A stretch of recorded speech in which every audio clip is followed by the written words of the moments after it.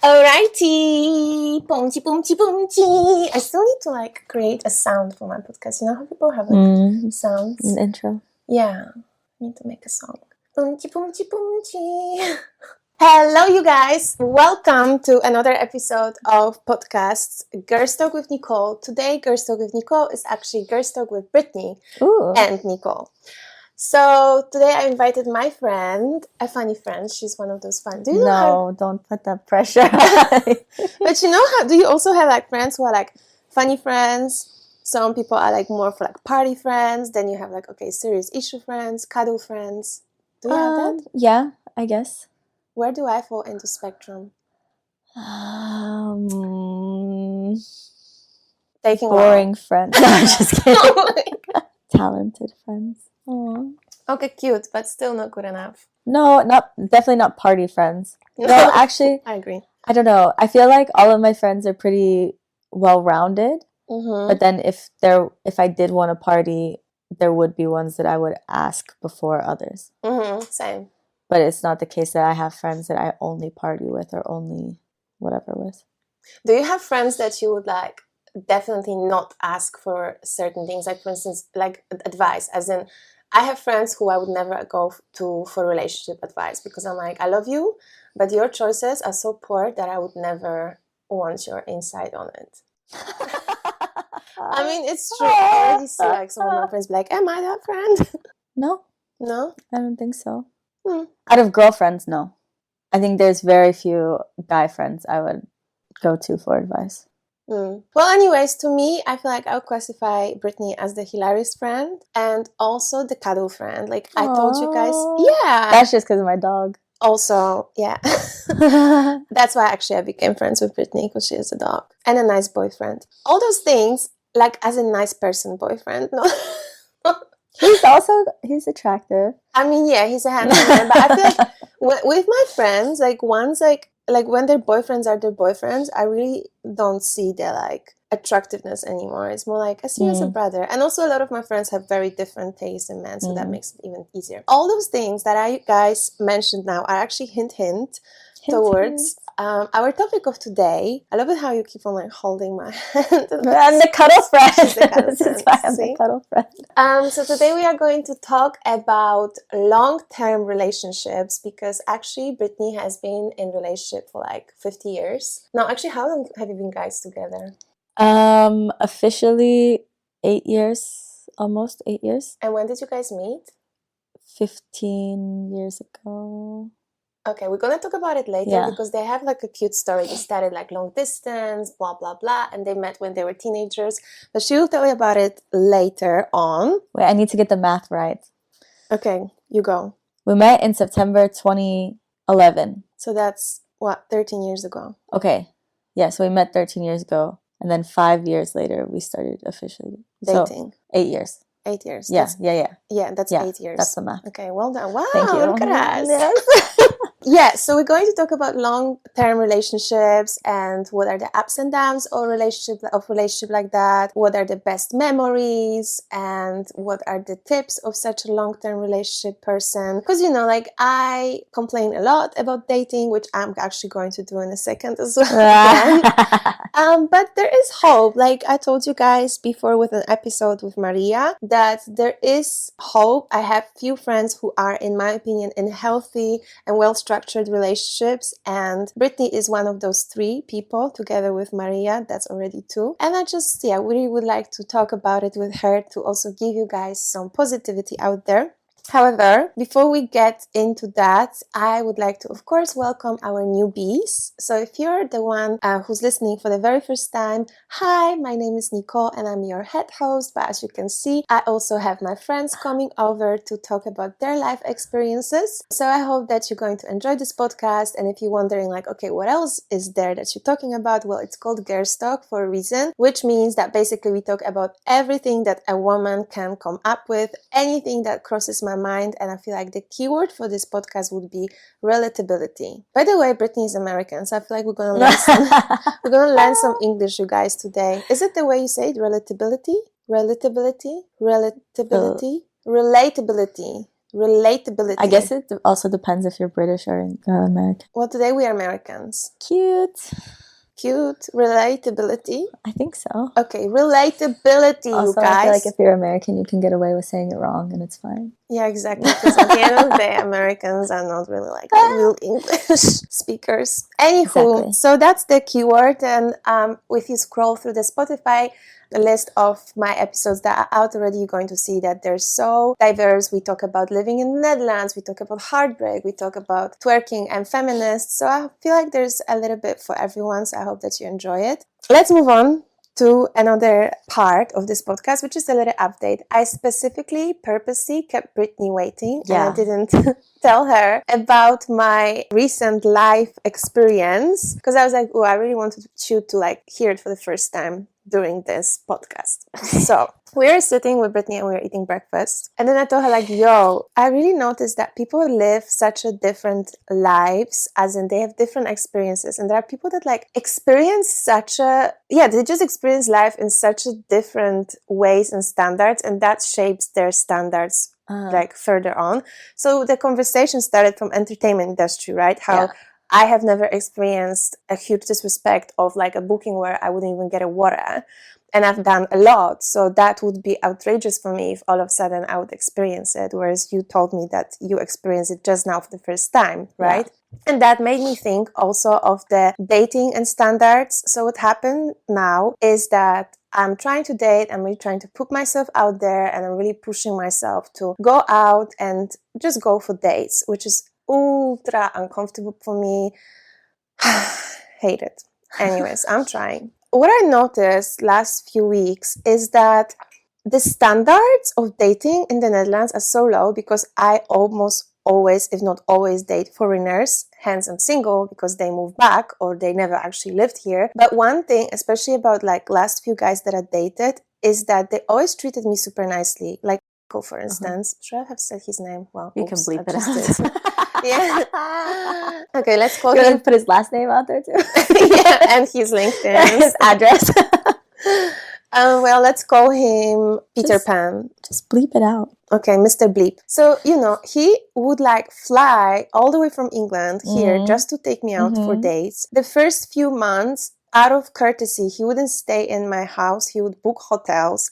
He would always come up with nice dates, like either way, beautiful restaurants or like some creative dates. Every time he was arriving, I would get flowers. And that's not the only guy who would like treat me like this. This is what I consider normal when you start dating. Like, I want to have messages from you asking me some substantial questions, not like, how was your day? Like, sure, that's fine too, but like, show some interest in what I'm actually doing and show me that you actually learned something about me and ask about that, like whether it's femme confidence, whether it's a friend that I told you about the other day. So this is what I think is normal. Yeah. Whereas here in the Netherlands, when I go out for those dates, it's just so weird to me to see that, like, okay, you go for a first date, which is very irrelevant. Coffee date is fine, whatever. We can even go to McDonald's because we don't know each other. Cool. But then if you apparently like me, that must be also so interesting for you because you probably never really dated that much.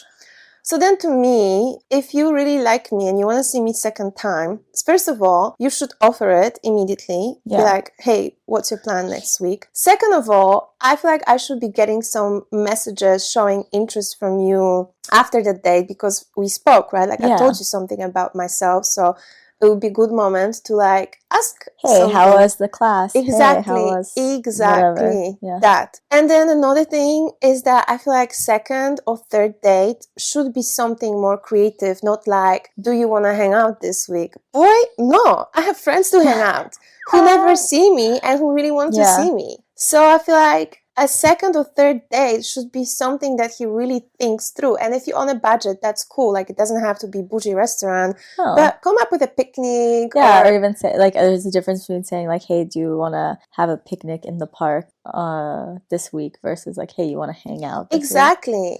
Yeah. So all those things just made me feel like, okay, am I spoiled and are my standards, like, sky high? Or are men and standards actually trash? And also, like, you know, I look around and I see some of my friends dating, and they do settle for this. Like, they do date guys who, like, make zero effort. And I was like, am I like a princess that just thinks she should be, like, put on pedestal? So I did this, like, story on my Instagram, which clearly she didn't watch because she would have known about it. Heartbreak. When was it? It was last night. Very late. Like at 1 a.m. It's morning the following day. I literally posted it 7 hours ago, guys. You had 7 hours. Why didn't you update yourself? I'm sorry. It's the first thing I should watch every morning. Okay. I know, right? I'm sorry. Okay.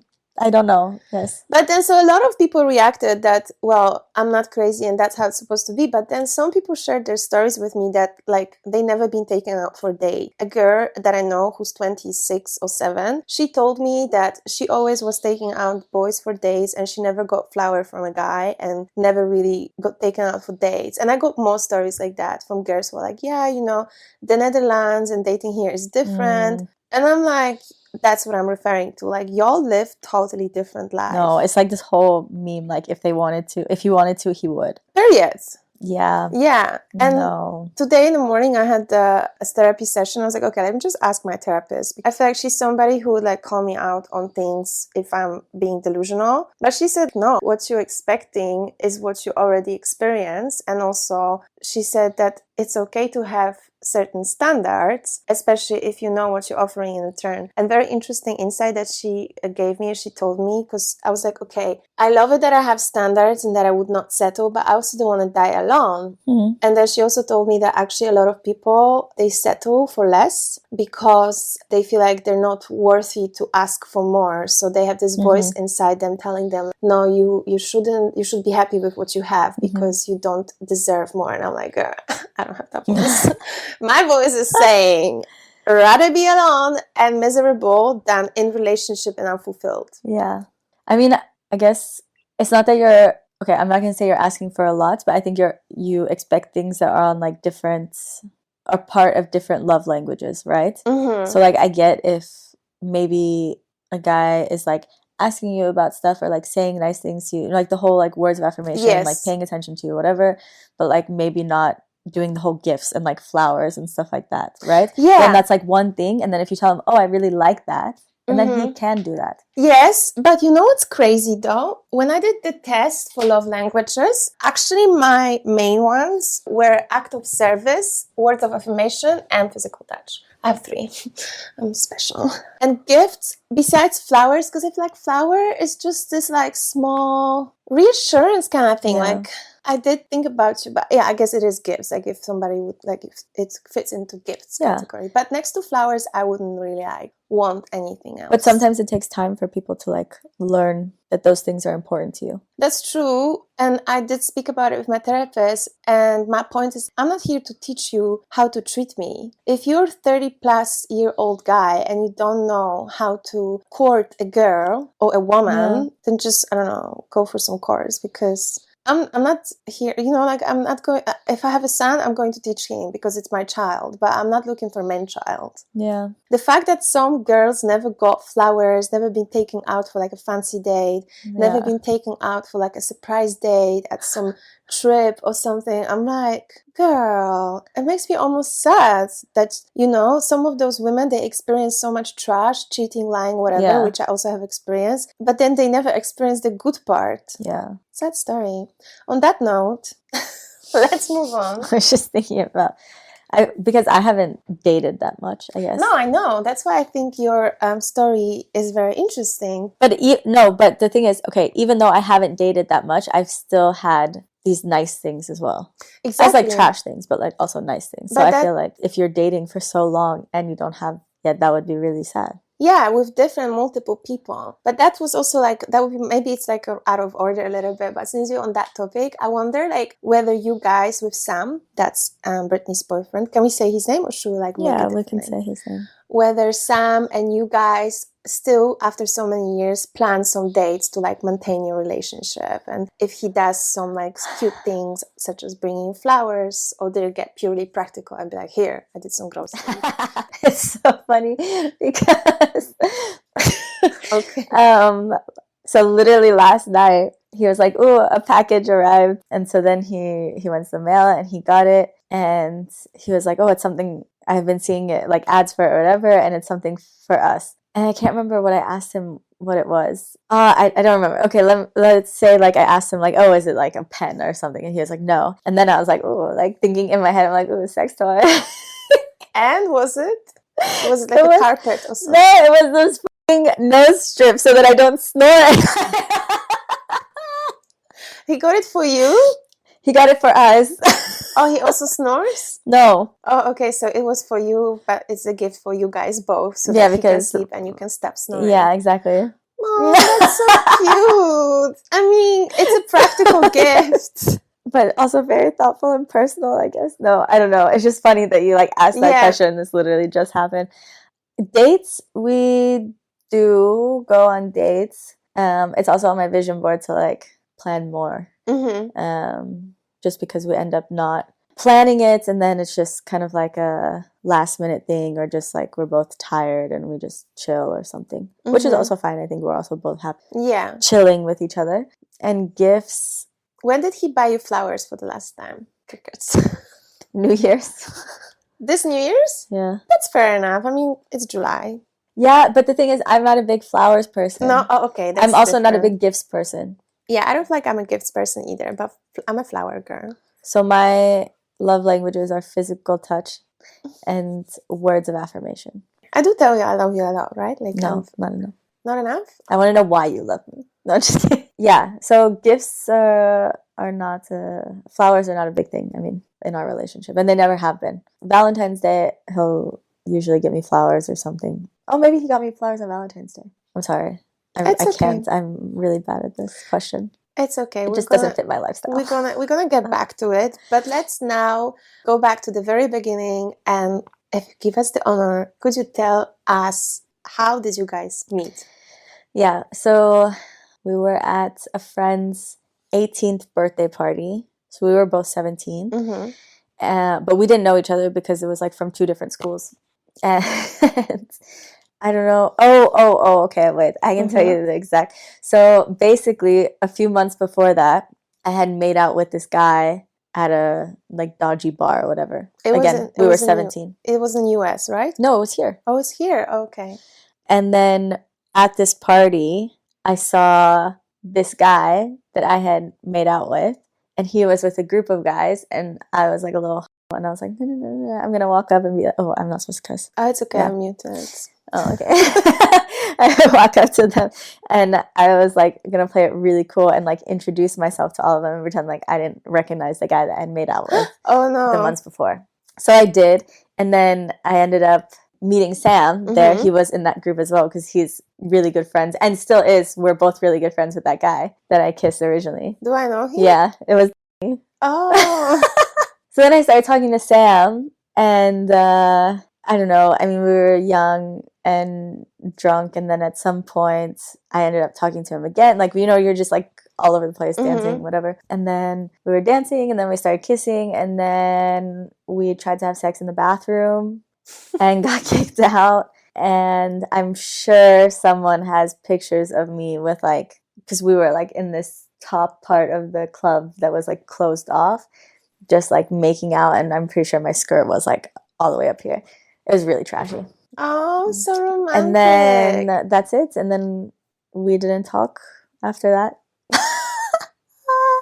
Until like a month later, he added me on Facebook and sent me just a smiley face. That was how our conversation This is started. how you court the girls, you guys. Learn. That's how you start a long-term, stable relationship. Yes. First of all, finger her in the club. No. He didn't finger me. I was wearing tights. Okay. But I'm pretty sure if I wasn't wearing tights, he would have. Try to fuck her in the bathroom. Don't talk to her for a month. Add her on Facebook and send her a smiley. Yeah. Poof. 8 years later, happy relationship. Yeah, 13 years 13 years later, you guys. Well, cute beginning. And then there was this birthday party, right? Or that was the birthday party? That was the birthday party. Okay, and then what happened after the Facebook message? And then we started hanging out a bit, but then I was going to leave for university in the States. He was probably going to go to university in the UK, and so neither of us wanted to have like a long distance. First of all, neither of us wanted to start university in a relationship in any case. And so we just stayed friends, and for 5 years we just stayed friends, but we would see each other every once in a while, and we had like other relationships. We just stayed in contact, and in my head it was always like, we never know if we're gonna live in the same place, even in the same country, so there's not really any hope or any reason to like give it energy. And probably for that matter, like there is no reason to stay talking so much as friends either, right? Yeah. But we did, and then his parents still lived here, my parents still live here, so every once in a while we would see each other like once a year or something, and we just like go for a walk and catch up. And then once we were both single again, then we started hooking up again, and we had this really cute moment on the beach where he took me bowling, and then we were walking on the beach, and then he kissed me, and he was like, I've been waiting 3.5 years to do this. Yeah, it was very cute. I got like goosebumps, and I also like, I'm looking at her face, and you really like your eyes lightened up when you were talking about it. Because we did even when we had other people, we were not like cheating on them or anything, you know, like we would see each other and stuff. But yeah, and then although there was a line that was crossed when he went with me to get my nipple pierced as friends. Yeah. When he had a girlfriend. Yeah. Well. Yeah. Well. It doesn't matter. He didn't touch it. He just saw and he'd already seen it before. So exactly. That doesn't count. Yeah. So that night was, I think, very monumental because it's like 3.5 years of build up. Yeah. Oh, that's so cute. And then did you guys decide that you're going to start dating then, or it wasn't? No. So then he was still studying in the UK. I was still in the US and applying for like master's programs here because that was the only way I could get a visa to come to Europe. So we literally didn't know when we were going to see each other again. And I think my parents ended up extending my flight because at that point I could visit them with a visa of 3 months. And my flight back was like a couple weeks before the 3 months was over. And so they ended up extending it 2 weeks so I could stay longer. And so I was able to see him one more time. And I went to see him. Well, anyway, I went to see him again and met his mom. Oh, cute. Because he was staying in his family's house. And then when he dropped me off at the station, then I was like crying because I was like, I don't know when I'm going to see this guy again for sure. And then when I finally got into a master's program here, I moved back. So that was January 2016. I moved back to the Netherlands, and he was still in his final year of university in the UK. So then this also wasn't like, okay, we're both in the same time zone now, like let's be in a long distance relationship when he's in his final year of university and I'm like starting a new life in the Netherlands, living alone for the first time, like all this stuff. So we would visit each other, we would meet each other's families, like it was just all very, I guess when you say like meeting each other's families, it's not like casual. It's like casual pro or something. Yeah, like it was very comfortable, I guess. And then King's Day that year was the first time we told each other we loved each other. But we were not boyfriend, girlfriend. We were not like not seeing other people. You know, like I fully expected that he was like hooking up with other people, and I think the same vice versa.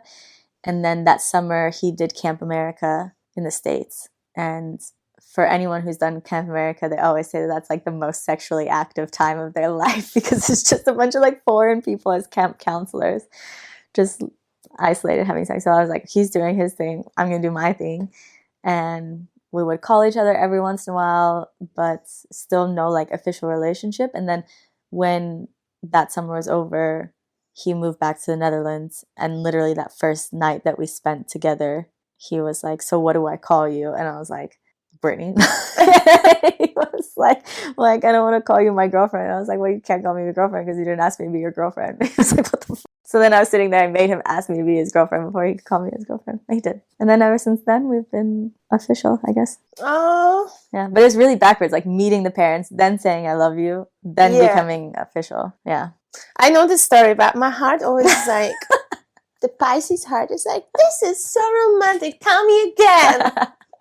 Yeah, I think it's a nice story also because even though like sometimes I think, okay, I've never experienced even dating without having him in the back of my mind. Mm-hmm. I think I'm really happy that we gave each other that space. Yeah, I think that's really and didn't make this like stupid decision of like unrealistic expectations of let's start a new chapter in our life with also like a new long distance relationship. Yeah, I think that was very smart and fortunate because indeed like you still got to experience life and meet other people, have some different relationships, and for some reason you always like found each other back. So it's almost like it was meant to be. It's crazy. You were for each other there.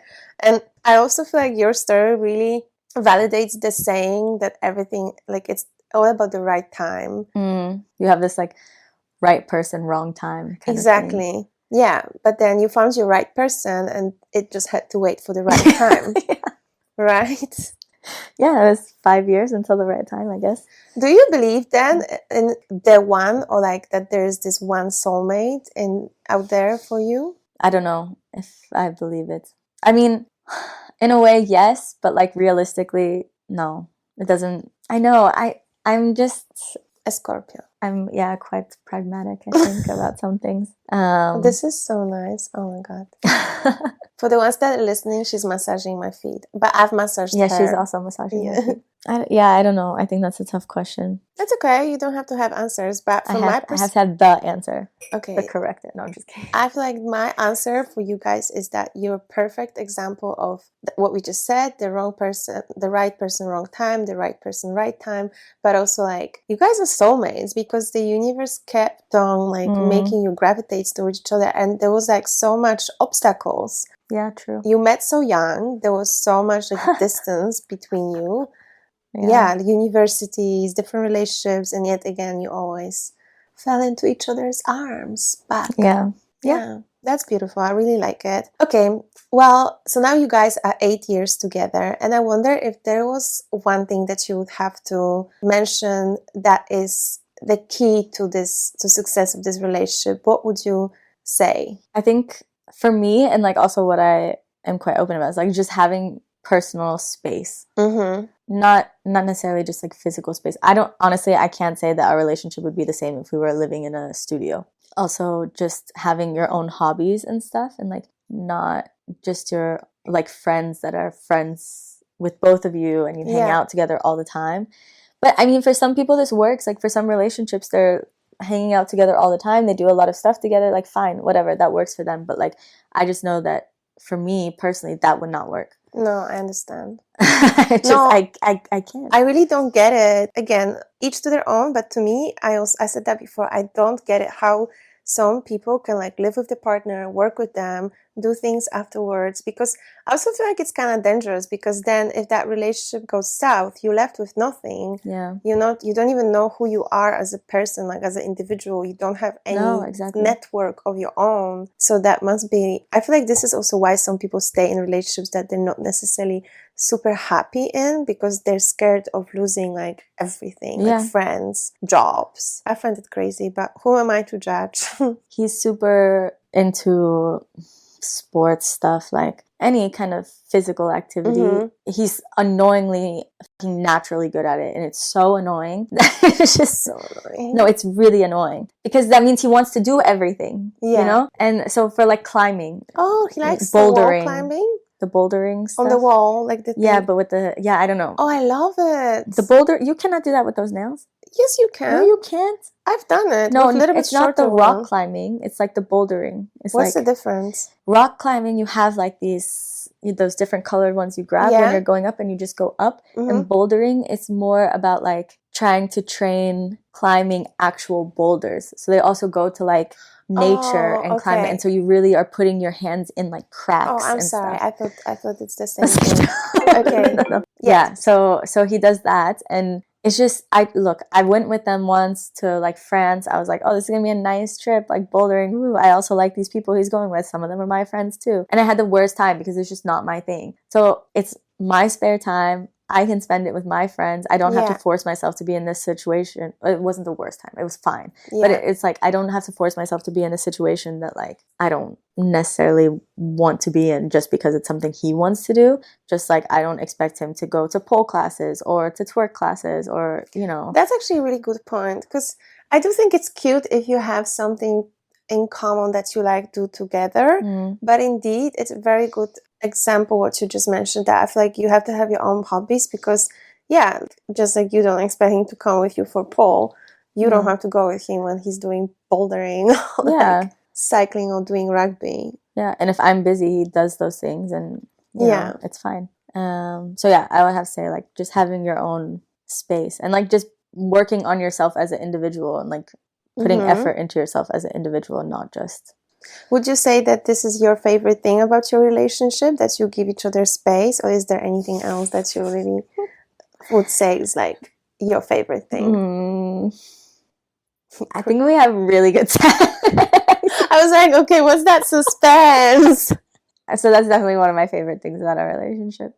That's and also like there's so many times where we just have like great sex. I'm like, wow, like I'm so glad that we have such good sex, because imagine not like. No, I understand, and I also think it's really great, especially because you guys are for such a long time together, that like the chemistry still remains on like the same level, and you still, I don't know, explore new things, or like sometimes when you guys have sex, you're like, wow, that was so good. And yeah, even I'm surprised. I was like, wow, like, so nice. Yeah, that's one of my favorite things. I guess also, no, we'll stick with that as the favorite. I mean, that's a big thing. Like once I don't know, somebody could be like, oh my God, that's so shallow. But I feel like sexual chemistry is like probably 60% of a good relationship. And I feel like the other 40 would be friendship based, as in you have to have mutual respect, communicate, have some like aligned goals and stuff. But if you have all that and you take away sexual attraction, then you're just friends who live together and call themselves boyfriend, girlfriend. True. But if you have this like sexual attraction, this like, that makes you a couple, that, in my opinion.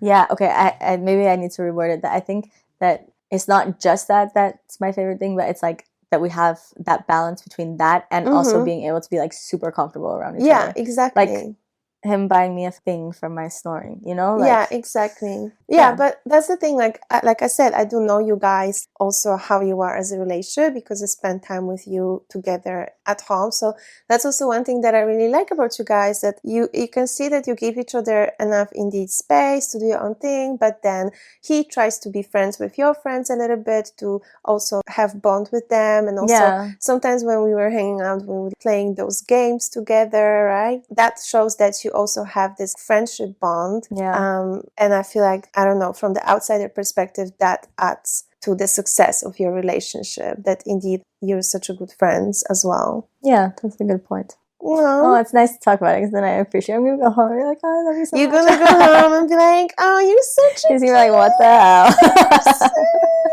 hell? Okay, well, let's move on to less nice things. Oh, great. What about conflicts or disagreements? Like, how do you guys resolve your conflicts and how?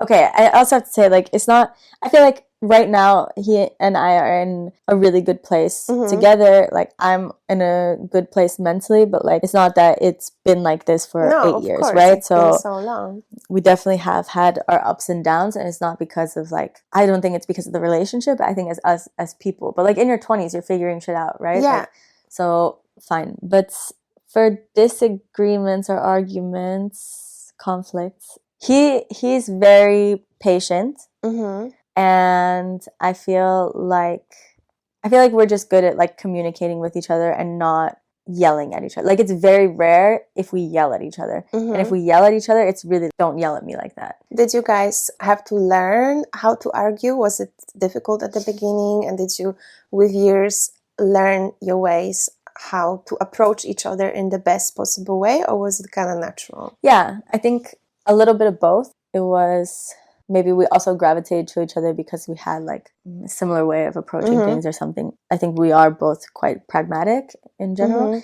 Definitely it's gotten better like throughout the years of knowing, okay, he like wants more context, whereas I'm like, I already know that, just get to the point, you know. And that could have led to like more frustration before. But at the end of the day, you care about each other, and you shouldn't say things to someone you care about. Yeah, that would like there's happen. just certain things that you just don't say to someone you care about, and like even if it's heat in the moment, whatever, like it's just not okay, you know. Like, and I think we both kind of had that understanding where if he said like, I think there was one point where he said like, well, you're being a bitch, and I was like, and I just walked away. And then like later that night we talked about it. I was like, don't say that, like don't call me a bitch. He's like, well, I didn't say call you a bitch, I said you're being a bitch. And I was like, I don't care. Like, yeah, you know, like you just don't. Brilliant. I don't care if there's other couples that like yell at each other like that, but like we don't do that. Like that's not okay. Yeah, I think that's very important. And I mean, my longest relationship was 4 years, and that was one person that I also live with. And I noticed that within years, like at the beginning, I was very temperamental, also because it was in my 20s. But within years, I noticed that I also have learned how he deals with conflict. So he still is, like he's alive. So he's the kind of person that needs time to cool off. He needs to sit down outside in the garden to process things and kind of like organize it in his head, and then he's ready to talk about calmly. Yeah. So then within years I've learned like, okay, when we have a disagreement, let's just take a break for like half an hour and then sit down and talk about it. And that was like one of the big things that was like a huge learning lesson for me in a proper relationship. And I was trying to like implement it in the next relationships as well, to kind of like understand like, okay, what kind of person are you? And then what you're saying, like in your 20s, I feel like you also learn a lot about yourself. So I, for instance, learned that I'm not somebody who can discuss things in the heat of the moment either. Like I really need time to process it in my head and understand my feelings. So when I was dating people who were really intense, people who were like, I want to talk about it right here, right now, I'll shut down because I have nothing to say right now because I don't know what I think. So then I realized that maybe is a thing that you have to take into consideration how the other person is processing things. You have to understand how you process them, and then you have to try in the middle. And I also really like that rule setting of like, okay, I don't care if other people do this. This is not how I want in our relationship to be. And I feel like the other person should do their best to accept it. Yeah. And calling each other names. I mean, I know some people argue like this, but to me, it's a no-go. Yeah. Or like offending family and then using the heat in the moment as an excuse to justify it. No. And I think we used to have a lot of issues. Like I definitely used to be like way more jealous. Mm-hmm. And insecure, like it stemmed from insecurity, of course. Then we would get into a lot more like arguments or disagreements. Yeah. And I have this thing where I don't want to go to sleep until we talk it out. Yeah. But then he was very much, well, I'm just tired. And I need to sleep on it. Yeah. And so then it was like, I could not sleep then. No, I would exactly. Just stay awake till like 5 Exactly. And but then he's frustrated because he's tired and he's not used to wanting to stay up and talk about it. But I think it's fine now. We've I don't know, maybe he just says what I want to hear so he can go to sleep now. But well, at least that's fine. It works. Yeah. And that's also the thing. I feel like it's really sad because I feel like these days, of course, you know, arguing and disagreements are very tiring and not comfortable. And I noticed that these days people give up on relationships when it gets difficult, when there are some difficulties on the road, and they just don't want to make the effort to, you know, go through that turbulent time. And it's sad because I feel like once you get over those difficulties, you get out stronger on the other side and you keep on building stronger and stronger foundations. And that, I just think it's heartbreaking that these days people give up so quickly. Yes. And I mean, also if you have your standards, right? Like, there's also certain things that are like a no-go. Yeah, that is a very good point. And I always try to kind of figure out, I'm still on that case, where indeed is the line between let's push through and work on whatever it is, and then when it's time to give up because it's crossing the boundaries. It's not giving up, it's just saying like, no, done. Yeah, just be like, okay, this is not okay for me. Honestly, I don't know, and that's why I'm in therapy, because I'm more on the, okay, I'm done kind of team right now, because what was not being met for the past years is my primary needs. It's not even like standards, it's just needs. But yes, I feel like it's an interesting debate because everybody has their boundaries at a different place. Maybe some people, due to like life experiences, have the boundaries too far. I think that's a good podcast episode, actually, about boundaries. Yeah. Maybe I will think about it. And like when how to like push through, Yeah, like what people think is like worth pushing through and what's like a deal breaker. That's actually what my therapist also pointed out, that we also need to dive in a little bit more, because I don't know, like if you know it, but apparently like, and it's pretty obvious actually, when you are dating, a lot of times your dating choices and your behavior in a relationship reflects your relationship with your parents, especially for women is how your mom was, and for men it actually is both, because if the father is absent, they also develop some traumas, obviously. But a lot of times with women, fathers get the blame for their toxic patterns, and my psychologist confirmed that like, you know, the way my dad was has huge impact on my choices right now. But then during one session she was like, okay, now we're going to dive in your mother's relationships and how she's dating. And you know, I have my relationship with my mom, and I make jokes about her, and I know she's not perfect, but I noticed that when somebody tries to comment on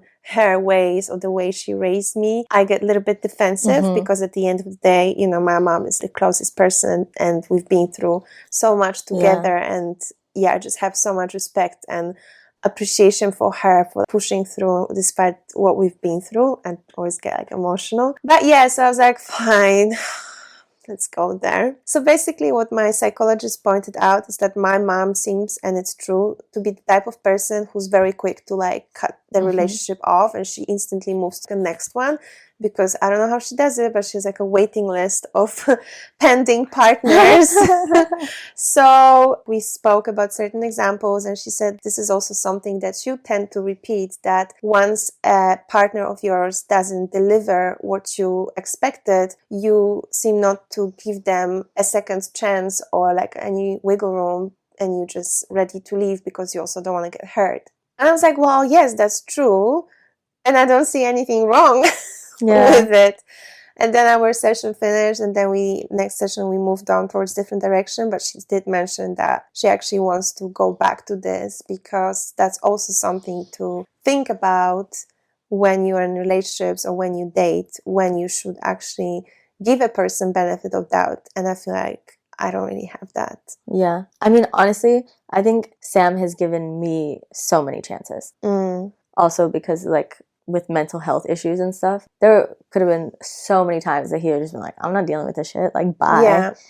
So I think it's definitely important, but it's like, it goes back to that thing, like, what are the things that are worth, or that are like deal breakers, you know? Like, yeah, exactly. And I also, honestly, I think that if you met before the dating apps period, or like when you were younger, your relationship is different. And also you met in your teens and then you've been together through your 20s. I feel like that is also a very significant factor in a success of relationship, because you grew together, like you grew up together, and going through those milestones also bonded you, even though maybe you weren't in relationship yet when you studied. But it's like with friendships, when you're friends with someone for so many years, you're going to put up with more because you have this time bond, you know, you have so many memories and stuff, and then you also understand this person more, even if this person is going more through empathy like, for them. Exactly, like even if you're going through some episodes with burnout, depression, whatever, you know that this is not who you are in a bigger picture. That gives you more energy to put up with things, I think.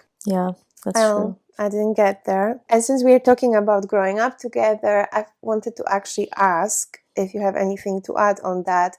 How do you think it impacted you guys when you were like growing together? Like what kind of input it had in your relationship? Okay, so there's things that were a bit more difficult, right? Because obviously I have a lot of friends who are single, who have all these stories, like stuff like that. So a few years ago, then I kind of had this crisis, like identity crisis, where I'm like, who am I? Like, who is Brittany without being Sam's Brittany? Like, if Sam wasn't a part of the picture, like, what choices would I make? Yeah, that's a very good point. Not, when I go out or whatever, am I choosing not to hook up with this guy because I'm actually not interested and I don't want to do that, and I don't want to be the kind of person who would hook up with someone meeting them right away? Or am I not doing it because I'm in a relationship with Sam? Yeah. And I don't want to hurt him. I feel like it's hard to know. How did you guys resolve it? Did you talk about it? Yeah, we did talk about it. And we also talked about, like, you know, all these things with like open relationships and stuff like that. But no, and maybe it will come up again later, right? So this came up after being together for like around 5 years or something. And it could be that after we're together for like 20 years, it comes up again, like this thought of like, but then we talked through things and like just what certain things in our aspects of like being in a relationship mean to both of us. And then I was kind of like, okay, like for example, with like the open relationship thing, like I think that I can very easily separate sexual things and like emotions. Like, what's that thing that I don't even feel? Jesus Christ. Yeah, like sexual connection and emotional connection. So in my head, I'm like, okay, well, like, what does it matter? Like, if I hook up with someone else, it's not going to change this, you know? But then Sam is very much not like that. Like, he is more emotional to sexual, I guess. So then I guess my first instinct would be like, well, that's your problem. But then I started to think about it like, okay, but then if I know that and I know that he's hooking up with someone else or like has hooked up with someone else and he needs that emotional connection as well, then that means that it's deeper for him than it would ever be for me if I just hook up with someone. So I wouldn't like that. Yeah. So yeah, I don't know. We talked about it quite a bit. It's like I reflected, I talked to my therapist about it, whatever. And now I think like it's good, but that was definitely like being together for so long and through like such formative years, like your 20s, your early 20s, your mid 20s, your late 20s, like a lot of stuff happens then.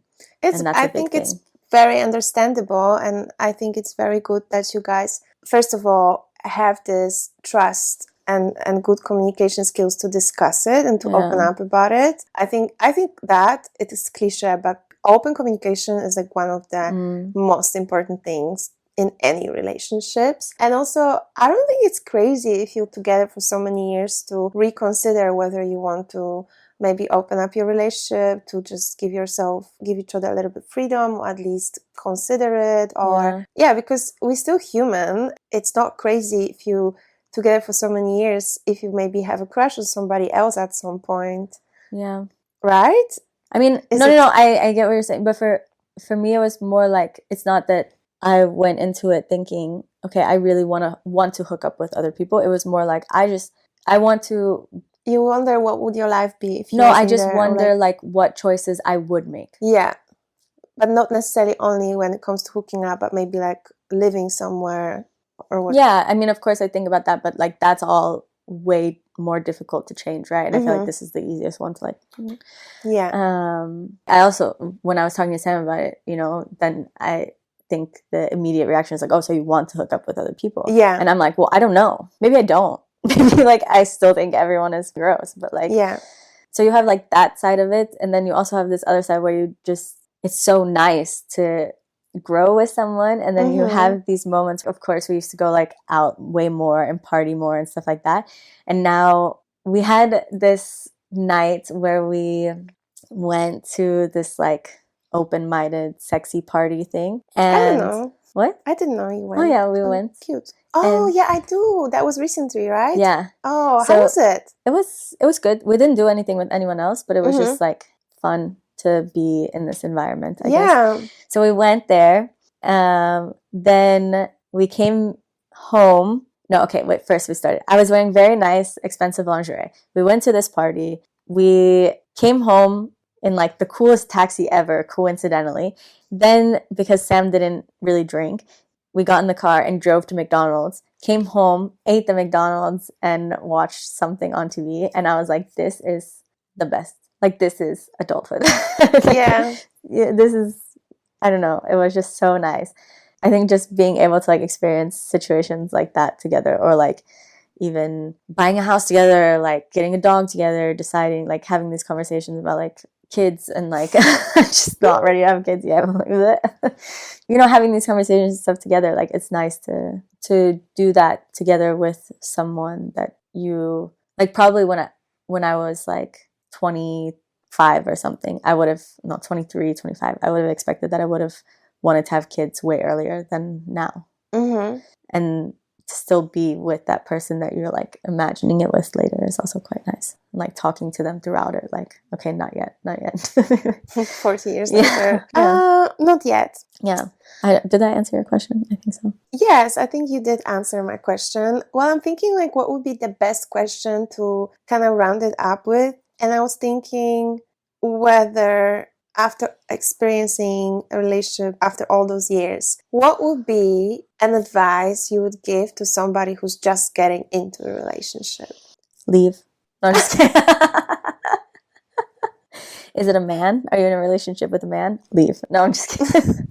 Honestly, I think that if Sam and I were to ever break up, I would not be able to date another man. And that is why? It's a lot of work. No, okay. Look, my advice is... What's the first thing that comes to your mind? Like, I'm pretty sure there is something in your head. Yeah, I mean, we talked about like having space, but also just being like patient and understanding that they're also a human, and that sometimes even though things seem like so clear to you, you need to like spell it out to them. They're not doing things on purpose to make you mad. Yeah, that's the difficult part for me. Like, I'm learning, and I feel like with Beep, I did a better job with communicating what bothers me, and it did result in some nice things. Like, you know, I would spell it to him. When you do this, this is how it makes me feel. He's like, oh, I didn't think about it. I'll do better next time. And then you really imply it. And if they don't do better, then you're like, okay, But on the other hand, can't you just like grow some social skills and like... But this is what you're saying though, like everyone has different realities, right? So like for other people that might not be... That's very true. Yeah, like Sam and I had, it's gotten so much better, but like we had this huge issue with the fucking house. Or he grew up a lot different than I did. I did not grow up with maids, housekeepers, whatever, nannies. He did. And when his family makes food, they make a big mess, and then it's like, okay, we'll all clean up together later. And that just isn't how it is in my family. So there's just like things that are just so different. It was just so frustrating. And he would vacuum, and there would just be shit everywhere. And I was like, then I'm going to vacuum again. And then I would be in a bad mood. And then he would be upset for me being in a bad mood because and making it a bad vibe. Vacuum. Yeah. And he would literally leave the house. He's like, you just make it so like such an unlivable vibe in here because you're so moody or whatever. Because I wouldn't talk to him because if I'm already cleaning, why do I also have to put the energy of a second person into like trying to figure out what the hell else needs to be done? Like, look, do what you see, you know? Like for me, it's common sense. And so I would get so frustrated, and like he just didn't see it the same way. Yeah. And this took so long to realize, okay, maybe there is this kind of thing of guys not doing stuff around the house or whatever. But like if he didn't start trying, then that would be different. But he does try. And you know, do you know the story about the laundry? Yeah. The dirty laundry? That he didn't take out laundry. Like it was a while ago. He would never put the laundry in the dryer. He would leave it, and it gets this smell. Yeah, I remember he complained about it. Yeah, but I hate the smell. Yeah. And for him, it's like he doesn't care. Like it doesn't bother him. So like, you know, it's also those two different realities. I don't know. Yeah. Did you manage to like school him on cleaning and stuff? No. No, because that's the thing is I don't feel like I need to teach him how to clean. I had to also adjust my standards a bit. Because in the end, we're sharing a space, and I can't control how that other person is living in the space as much as I would want to. That's very true. And I feel like that's also like when you bring your relationship to the next level and you move in together, this is when you really get to know each other, and that's the ultimate test, I guess. But I hear that a lot from like my friends who live with their boyfriends, specifically also the vacuuming example. Like literally last week, my friend was complaining that her boyfriend vacuums just the middle of the room, and he would not come up with vacuuming under the couch or maybe like checking the corners. And then she said literally the same story. She's like, I was just looking at him, and then in my head I was like, okay, he's trying, but this makes no sense. It makes like he might as well just not do it, and then she'll get irritated. Fun fact, she's also half Latina. I don't know if there's some correlation in it, because Brittany is actually also half Latina, just for the context of you guys. And she said, so you know, her face would be already speaking volumes. He would get upset because in his head he was trying, and then she was like, never mind, and then she started like angrily vacuuming like under the couch. And then we spoke about it. Well, this is how they were raised, and you know, like boys by default are not really like... But I think it would also be different if his mom was saying the same thing, and his mom was like, oh, he's always been like this or something. But like maybe then I wouldn't be as patient with it if she had also been trying to like instill this in him, and he was just refusing. Like in this case, he just didn't learn this. Yeah, exactly. And his mom says sorry. Oh, that's cute. She's like, oopsie. Yeah. But that's a common issue, that like guys don't see things. Like my other friend also was telling, because we are all together talking about it, how her boyfriend would come home and the dishes like wouldn't bother him, and he would keep them for days. And then if she was like annoyed, he'd be like, well, I was planning to do it. She's like, bro, when? Yeah.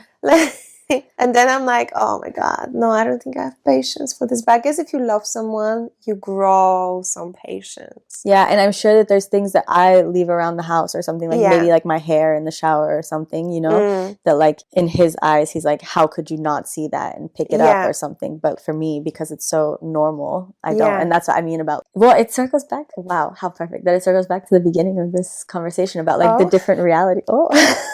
About the different realities. Yeah, you just can't expect, even if you're together with someone for 8 years, knowing each other for 13 years, you can't expect that you see things exactly the same way. Yeah, I think that's a really good point, and it's perfect moments to like round it up. And damn, okay, girl, the storytelling skills. That's not on purpose, it's so coincidental. No, I know it's coincidental, but I feel like it's a good moment to like round it up. And I would like to thank you, of course, for sharing your insight and sharing your story. Thank you for inviting me. And I hope that you guys who listened or watched us, first of all, for people with foot fetish, you're welcome, because we kept on rubbing each other's feet.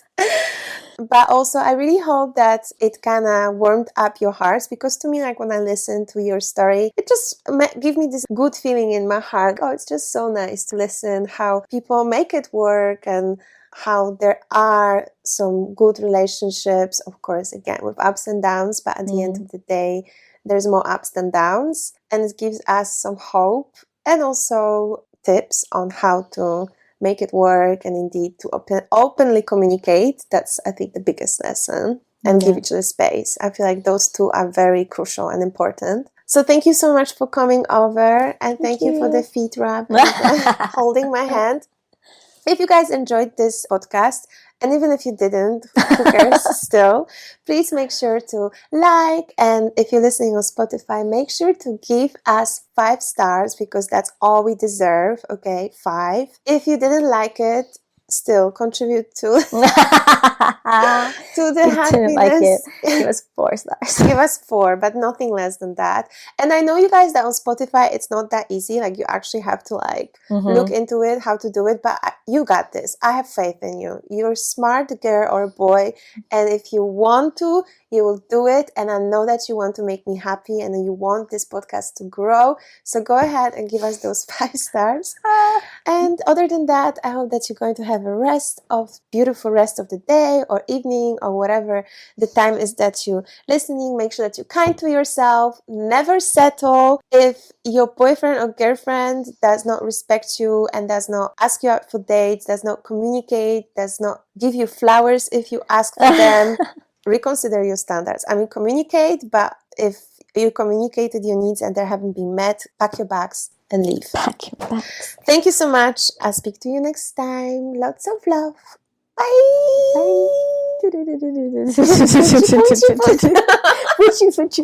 Bye.